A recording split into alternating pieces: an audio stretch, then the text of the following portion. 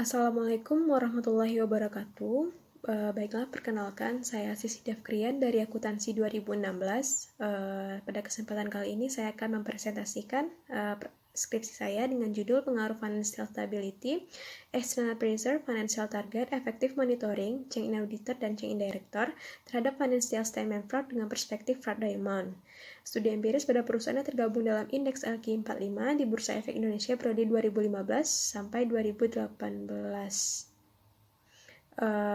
Sebelumnya, saya ingin mengucapkan terima kasih kepada Bapak Iswardi selaku dosen pembimbing saya. Kemudian saya ingin mengucapkan terima kasih kepada dosen penelaah saya yang akan menelaah skripsi saya nanti. Dan terima kasih juga kepada teman-teman semua yang telah melihat video ini. Semoga apa yang saya sampaikan dapat dimengerti dengan baik. Baiklah, selanjutnya itu topik pembahasan yang akan kita bahas pada video ini. Yang pertama ada pendahuluan, yang kedua tinjauan pustaka, yang ketiga metode penelitian, yang keempat hasil dan pembahasan, dan yang terakhir ada penutup. Baiklah, langsung saja kita masuk ke pokok bahasan pertama, yaitu bab 1, pendahuluan, di mana pendahuluan ini kita akan membahas yang pertama adalah latar belakang, yang kedua ada rumusan masalah, tujuan penelitian, dan yang terakhir adalah manfaat penelitian. Baiklah, langsung saja kita masuk ke latar belakang. Association of Certified Fraud Examiner atau disingkat dengan ACFE mendefinisikan fraud sebagai setiap tindakan tidak sah yang ditandai dengan tindakan tidak jujur untuk penggelapan atau pelanggaran akan kepercayaan. Data dari ACFE Global tahun 2018 yang melakukan survei terhadap 2.690 kasus kecurangan dari 125 negara pada 23 jenis industri menunjukkan total kerugian yang disebabkan oleh fraud lebih dari 7,1 miliar dolar. Nah, di mana rata-rata organisasi kehilangan 5% dari pendapatan tahunannya. Dari 2.690 kasus tersebut, frekuensi terjadinya aset misappropriation berjumlah 83% kasus, sedangkan financial statement fraud memiliki frekuensi yang paling kecil, yaitu 10%. Walaupun financial statement fraud jarang terjadi, kerugian yang ditimbulkan lebih besar, yaitu rata-rata sebesar 800.000 dolar dibandingkan dengan aset misappropriation yang sering terjadi hanya menyebabkan kerugian rata-rata 114.000 dolar. Nah, menurut Cahyono Subagio, financial statement fraud atau yang dikenal dengan istilah cooking the book biasanya berupa salah saji material yang disengaja atas data akuntansi yang dapat mempengaruhi penilaian pembaca laporan keuangan. Salah satu contoh kasus kecurangan terhadap laporan keuangan yang terjadi di dunia yaitu kasus Enron Corp pada tahun 2001, di mana perusahaan terbesar ketujuh Amerika ini melakukan fraud atas laporan keuangan perusahaan yang berujung pada kehancuran perusahaan tersebut dan pembubaran Arthur Andersen yang pada saat itu merupakan termasuk ke dalam kantor akuntan The Big Five. Kemudian kasus terbaru yaitu pada tahun 2015, raksasa elektronik asal Jepang Toshiba mengalami skandal akuntansi, di mana Toshiba mengejutkan seluruh dunia saat menyatakan bahwa perusahaannya tengah melakukan investigasi atas skandal akuntansi internal dan harus merevisi perhitungan laba dalam 3 tahun terakhir. Nah, Toshiba kemudian dikeluarkan dari indeks saham dan mengalami penurunan penjualan yang signifikan. Nah, kemudian pada tahun 2015, Toshiba telah merugi sebesar 8 miliar dolar Amerika. Nah, berdasarkan Warta Ekonomi.co.id, kemudian ada sejak awal triwulan kedua 2017 telah muncul isu terjadinya fraud akuntansi di British Telecom. Nah, perusahaan raksasa Inggris ini mengalami financial statement fraud di salah satu lini usahanya di Italia. Nah, modus fraud yang dilakukan di British Telecom sebenarnya relatif sederhana, yaitu melakukan invasi atau peningkatan atas laba perusahaan selama beberapa tahun dengan cara tidak wajar melalui kerjasama koruptif dengan klien-klien perusahaan dan jasa keuangan. Nah, fraud di British Telecom berdampak kepada akuntan publiknya saat itu, yaitu PwC yang merupakan kantor akuntan publik ternama di dunia dan termasuk The Big Four. Nah, kemudian di Indonesia sendiri juga banyak ditemukan kasus fraud terhadap laporan keuangan. Salah satunya itu kasus penggelembungan laba bersih pada tahun 2001 pada laporan keuangan PT Kimia Farma, di mana dalam laporan keuangan tersebut disebutkan bahwa Kimia Farma berhasil meraup laba sebesar 132 miliar rupiah. Namun pada kenyataannya perusahaan farmasi tersebut sebenarnya hanya menjala untung sebesar 99 miliar rupiah. Kemudian kasus selanjutnya yaitu diberikannya sanksi oleh BEI kepada 4 emiten Bakrie Group, yaitu PT Bakrie Brother Tbk, PT Bakrie Sumatra Plantation, PT Energi Mega Persada, dan PT Benakat Petroleum Energi Tbk. Sanksi yang diberikan berupa denda masing-masing sejumlah 500 juta. Denda ini diberikan kepada 4 emiten tersebut karena perusahaan-perusahaan tersebut terbukti mempercantik laporan keuangan melalui penyajian laba agar terlihat menguntungkan dan berharap publik tertarik membeli saham untuk meningkatkan harga saham. Kemudian kasus kecurangan pelaporan keuangan terbaru yang dilakukan oleh PT Hansen International, dilansir dari Kontan.co.id tahun 2019, Otoritas Jasa Keuangan atau OJK menjatuhkan sanksi administratif kepada PT Hansen International Tbk berkaitan dengan klaim pendapatan atas penjualan Kavaling Siap Bangun atau Kasiba di laporan keuangan tahun 2016. Hal ini mengakibatkan pendapatan di laporan keuangan tahunan 2016 menjadi overstated dengan nilai material sejumlah 613 miliar rupiah. Nah, kasus Kimia Farma, Bakrie Group, dan Hansen International tersebut terjadi ketika ketiga emiten tersebut masih menjadi perusahaan terdaftar dalam indeks LQ45. Nah, dengan kata lain, perusahaan yang terdaftar dalam indeks LQ45 ini yang diketahui memiliki kondisi keuangan dan prospek pertumbuhan dan serta nilai transaksi yang tinggi, kemudian saham yang berkualitas baik masih memiliki peluang untuk melakukan financial statement fraud. Menurut Cressy, salah satu cara dalam mendeteksi financial statement fraud yaitu dengan pendekatan fraud triangle. Nah, di mana Cressy menjelaskan terdapat 3 faktor yang mempengaruhi tindakan kecurangan, yaitu pressure atau tekanan, opportunity, kesempatan, dan rationalization atau rasionalisasi. Kemudian selanjutnya, Wolf dan Emerson tahun 2004 mengembangkan fraud triangle tadi dengan menambahkan faktor capability atau kemampuan. Nah, Wolf dan Emerson meyakini bahwa kecurangan tidak akan terjadi tanpa didukung oleh orang dan kemampuan yang tepat sehingga terbentuklah fraud diamond. Kedua pendekatan tersebut hampir sama, hanya saja pada analisis pendekatan fraud diamond terdapat satu variabel independen tambahan yang digunakan. Berdasarkan fenomena yang dijelaskan di atas, maka penelitian ini dimaksudkan untuk meneliti pengaruh 6 variabel proxy independen terhadap financial statement fraud, sehingga ditetapkan judul penelitian yaitu pengaruh financial stability, external pressure, financial target, effective monitoring, change in auditor, change in director terhadap financial statement fraud dengan perspektif fraud diamond. Studi empiris pada perusahaan yang tergabung dalam indeks LQ45 di Bursa Efek Indonesia periode 2015 sampai 2018.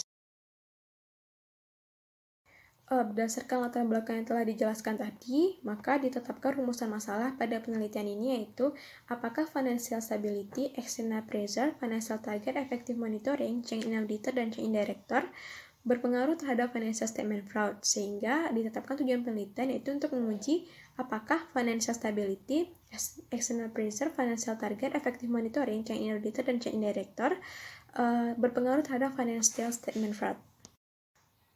Sejalan dengan tujuan penelitian, maka manfaat penelitian ini adalah yang pertama itu manfaat akademik. Penelitian ini diharapkan menambah wawasan mengenai pendeteksian kecurangan dalam laporan keuangan, serta menjadi tambahan literatur mengenai metode dalam mendeteksi kecurangan laporan keuangan. Yang kedua ada manfaat praktis, di mana penelitian ini diharapkan dapat dijadikan bahan pertimbangan dalam menentukan langkah dalam berinvestasi bagi calon investor, serta sebagai referensi dalam mengembangkan metode deteksi kecurangan dalam laporan keuangan. Baiklah, selanjutnya kita akan masuk ke bab 2, di mana pada bab 2 ini kita akan membahas tinjauan pustaka, kemudian penelitian terdahulu, hipotesis penelitian, dan yang terakhir ada kerangka pemikiran. Selanjutnya itu tinjauan pustaka. Pertama ada teori keagenan. Teori keagenan menjelaskan hubungan kontraktual antara agen dan prinsipal yang memiliki kepentingan yang berbeda. Perbedaan kepentingan inilah yang disebut dengan agency problem.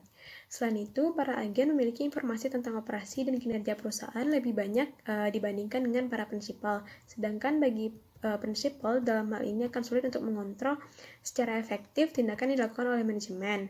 Nah, kondisi seperti ini dapat menimbulkan adanya ketidakseimbangan informasi atau asymmetric information. Nah, agency problem dan asymmetric information inilah yang dapat menjadi pemicu terjadinya tindakan kecurangan pada laporan keuangan. Kedua ada definisi kecurangan atau fraud. Association of Certified Fraud Examiners atau ACFE mendefinisikan fraud sebagai perbuatan melawan hukum yang dilakukan secara sengaja dengan tujuan tertentu yang dilakukan oleh pihak tertentu, baik dari dalam organisasi maupun dari luar organisasi, dengan motif untuk mendapatkan keuntungan pribadi maupun kelompok tertentu yang secara langsung maupun tidak langsung dapat merugikan pihak lain. Yang selanjutnya ada Fraud Diamond. Fraud Diamond ini merupakan pengembangan teori dari fraud triangle oleh Cressy, di mana fraud diamond ini terdiri dari yang pertama ada tekanan atau pressure, yang kedua ada opportunity atau kesempatan, dan yang ketiga ada rationalization atau rasionalisasi, dan terakhir ada capability atau kemampuan. Selanjutnya ada kecurangan laporan keuangan atau financial statement fraud, di mana Association of Certified Fraud Examiners tahun 2016 mendefinisikan kecurangan pada laporan keuangan sebagai kesengajaan, kesalahan dalam melaporkan atau penghilangan fakta yang material atau data akuntansi sehingga dapat menyesatkan para penggunanya ketika digunakan sebagai bahan pertimbangan. Hal ini dapat menyebabkan pengguna laporan keuangan tersebut mengubah keputusannya. Selanjutnya ada fraud score model atau F-score yang digunakan pada penelitian ini, di mana model F-score ini merupakan penjumlahan dua variabel, yaitu kualitas akrual dengan kinerja keuangan. Model ini diambil dari jurnal yang diterbitkan oleh Skousen and Tweed pada tahun 2009. Fraud score model pada penelitian ini digunakan sebagai perhitungan untuk mengukur tingkat risiko kecurangan dalam laporan keuangan yang dihitung dengan menjumlahkan accrual quality dengan financial performance. Selanjutnya itu penelitian terdahulu. Yang pertama ada penelitian dilakukan oleh Dewi Listianingrum pada tahun 2017. Kemudian ada penelitian oleh Rasiman pada tahun 2018. Kemudian ada penelitian dilakukan oleh K. Cipta Suryani pada tahun 2019. Dan yang terakhir ada penelitian yang dilakukan oleh Yuda Nurfaldi tahun 2019. Selanjutnya, hipotesis penelitian. Adapun hipotesis penelitian pada penelitian ini yaitu yang pertama adalah financial stability berpengaruh terhadap financial statement fraud. Yang kedua, external pressure berpengaruh terhadap financial statement fraud. Dan yang ketiga, financial target berpengaruh terhadap financial statement fraud. Yang keempat, effective monitoring berpengaruh terhadap financial statement fraud. Yang kelima, chain in auditor berpengaruh terhadap financial statement fraud. Dan yang terakhir adalah chain in director berpengaruh terhadap financial statement fraud. Selanjutnya yaitu kerangka pemikiran, ditunjukkan pada slide kerangka pemikiran dari pengaruh variabel-variabel independen yang digunakan dalam penelitian ini terhadap variabel dependent. Dalam hal ini, financial stability sebagai X1-nya, external pressure sebagai X2, financial target X3, effective monitoring X4, chain in auditor X5, dan yang terakhir chain in director X6.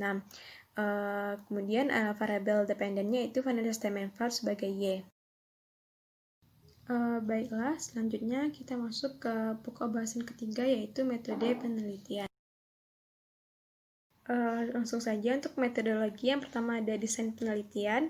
Nah, penelitian ini menggunakan metode kuantitatif, yaitu suatu metode yang digunakan untuk meneliti populasi atau sampel tertentu, dan analisis data yang digunakan berbentuk angka untuk menguji hipotesis. Nah, metode kuantitatif sesuai digunakan pada penelitian ini karena penelitian ini menggunakan angka-angka sebagai indikator dalam mengukur variabel penelitian untuk menjawab permasalahan penelitian.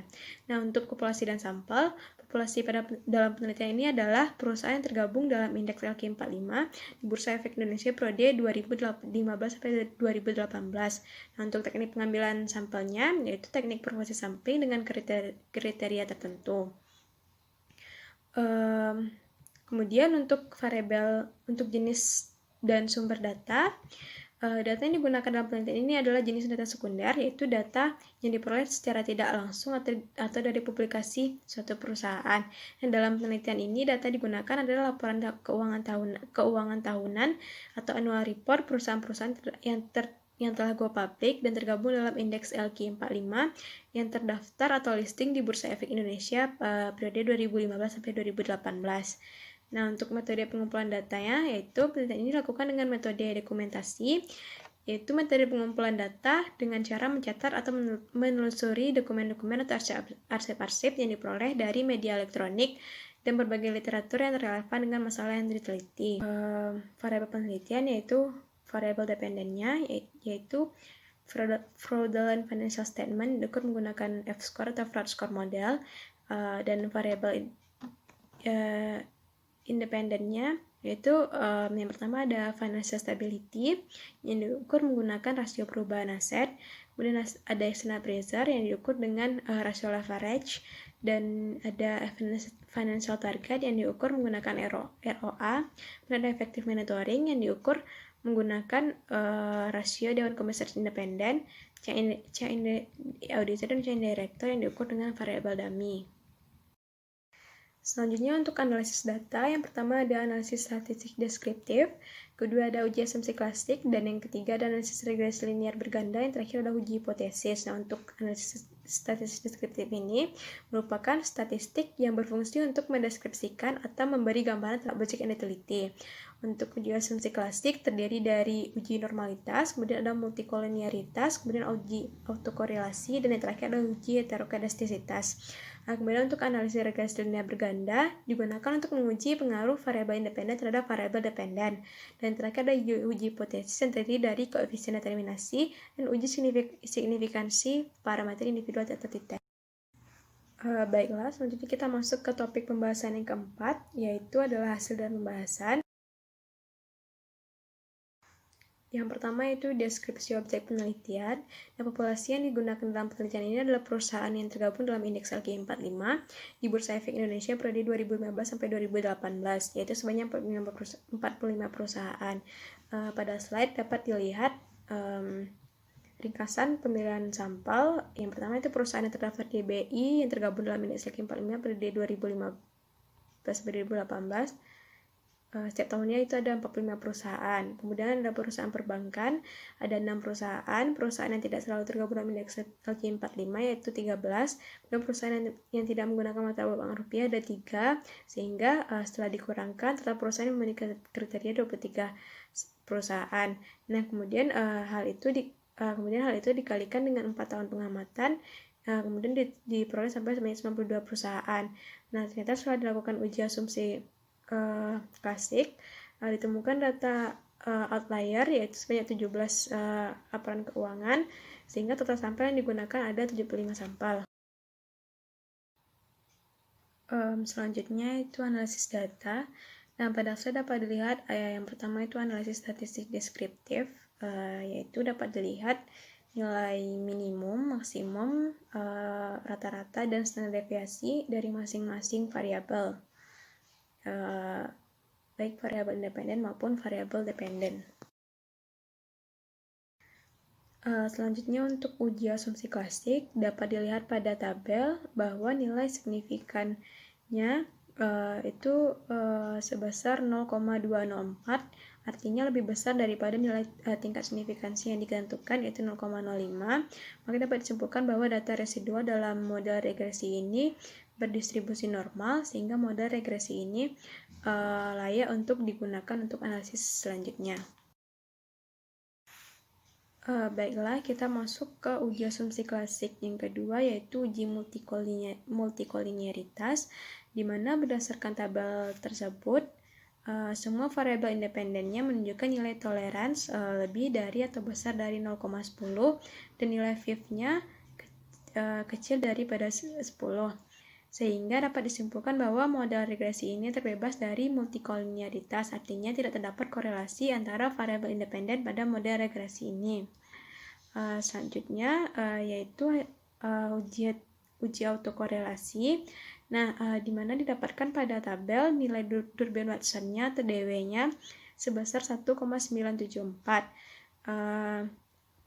Kemudian kemudian kita bandingkan dengan nilai tabel Durbin-Watson dengan K6 dan N75, kemudian didapatkan nilai DU sebesar 1,8013 dan nilai 4 dikurang DU-nya sebesar 2,1987. Nah, apabila dimasukkan ke dalam formula, maka nilai tersebut berada di antara nilai DU lebih kecil daripada DW dan lebih kecil daripada 4 dikurang DU. Sehingga dapat disimpulkan bahwa data yang digunakan pada penelitian ini tidak terdapat autokorelasi positif ataupun negatif. Kemudian uji asumsi klasik selanjutnya yaitu uji heterokedastisitas, di mana berdasarkan slide itu terlihat grafik scatter plot, di mana titik-titik pada scatter plot tersebut tidak membentuk pola tertentu dan menyebar di atas dan di bawah angka 0 dan sumbu Y, sehingga dapat disimpulkan bahwa tidak terjadi heterokedastisitas pada model regresi ini, sehingga model regresi layak untuk digunakan. Selanjutnya kita masuk ke analisis regresi linear berganda. Nah, dari tabel dapat kita lihat nilai beta untuk masing-masing variabel, sehingga kita dapat membuat sebuah persamaan di mana nilai F-score itu sama dengan 1,354 dikurang 0,193 untuk variabel acangnya, dikurang 1,560 untuk variabel leverage ditambah atau 0,709 untuk ROA dan dikurang 1,242 untuk beda out dan dikurang 0,053 untuk auditor check dan dikurang 0,063 untuk director check ditambah dengan error. Selanjutnya itu uji hipotesis yang dapat dilihat berdasarkan tabel nilai adjusted R-square-nya diperoleh yaitu sebesar 0,588 atau 58,8%.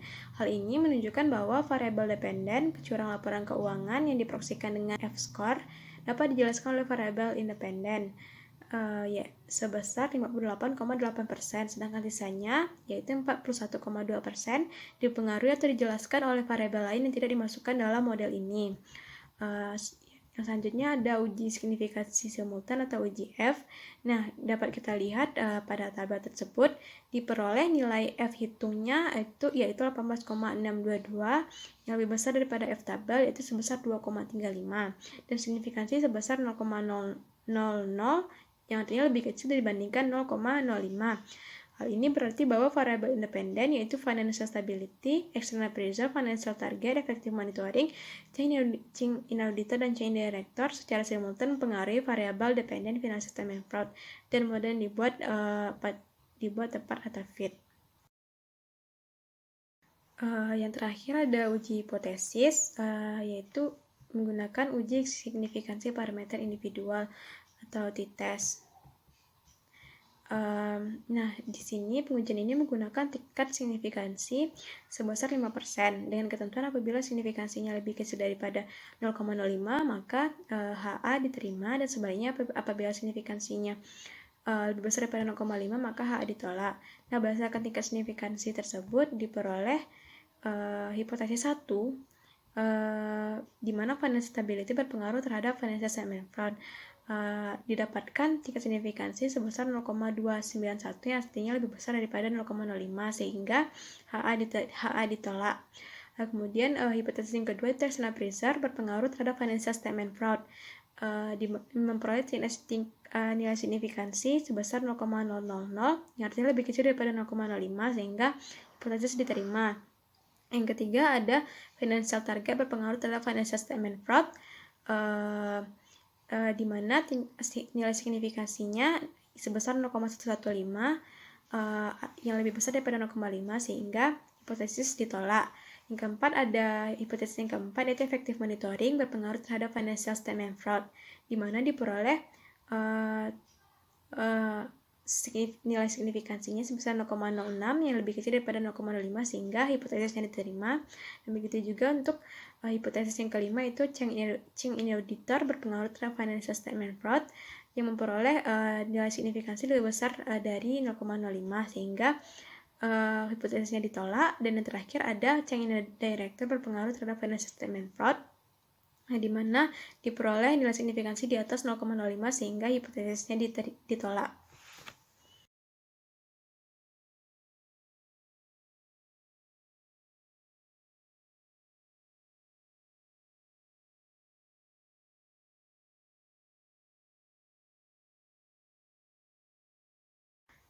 Selanjutnya kita masuk ke pokok pembahasan terakhir, yaitu penutup, di mana terdiri dari kesimpulan, saran, dan kesimpulan, keterbatasan, dan saran.